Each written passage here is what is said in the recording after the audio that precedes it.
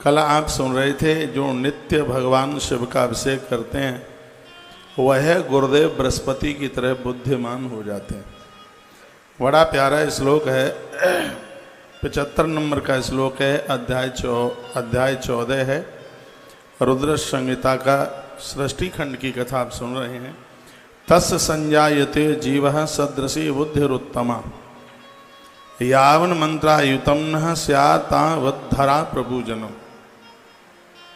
वर्णन है, गुरुदेव बृहस्पति जी के पास जितनी बुद्धि है इतने बुद्धिमान वह लोग हो जाते हैं जो भगवान शिव की पूजा नित्य करते हैं। कितनी देर तक अभिषेक करें? श्रृंगी पकड़ लें और रख दें? नहीं, कम से कम इतनी देर के लिए तो श्रृंगी पकड़िए जितना कि एक माला पूरी करने में, ओम नमः शिवाय पूरी माला करने में जितना समय लगे उतना तो कीजिए। अभिषेक सिद्ध हो जाता है।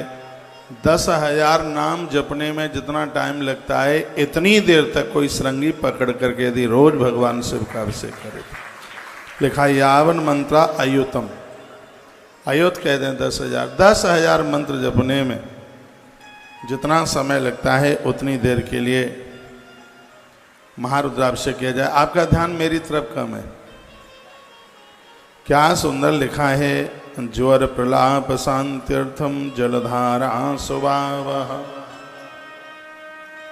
जिनको ऐसा कोई बुखार है जो टूटने से टूटता नहीं है, डॉक्टर के भी कब्जे में नहीं आ रहा है वो बीमारी, तो लिखा है कि भगवान महादेव का जल से अभिषेक करने पर पुराने से पुराना ज्वर भी समाप्त हो जाता है, ऐसा वर्णन है। धारा पूजा फलम है, जल से भगवान की पूजा का, भगवान का अभिषेक करने का बहुत बड़ा प्रभाव है।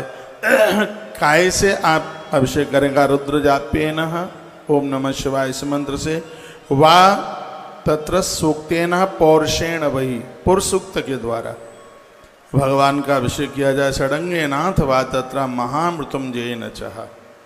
महामृत्युंजय मंत्र का जप करते हुए आप, भगवान शिव का कुछ भी नहीं आता है तो महामृत्युंजय मंत्र का जप करते रहिएगा और अभिषेक करते रहिएगा। और कहा गया है कि भगवान शंकर का अभिषेक करने से वंशस्य विस्तारो जायते नात्र संशय, परिवार का विस्तार होता है, वंश विस्तार होता है। ये बहुत बड़ी बात कही गई है। 72 नंबर का श्लोक है 14 नंबर के अध्याय का। जिनके घर में भगवान शिव का महारुद्रा अभिषेक होगा तो उनके लिए बड़ा अद्भुत वर्णन किया गया है। कहा गया है कि घृत धारा से वे कार्य यावन मंत्र सहस्रकम। घर में वंश वृद्धि रुकी है, बच्चे का जन्म गर्भ में ही मरण हो गया, उसका जन्म भी नहीं हो पा रहा है, वंश वृद्धि रुकी है। सावन का महीना चल रहा है, पानी में दूध और उसमें थोड़ा घी मिला करके भगवान शिव का अभिषेक किया जाए। घृत धारा शिवे कार्या यावन मंत्र सहस्रगम।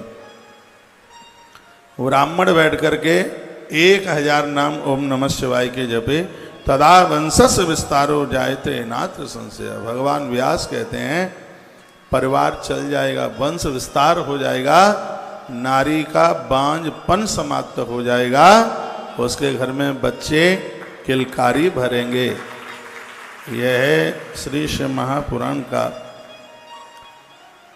आशीर्वाद, इसकी एक कृपा है।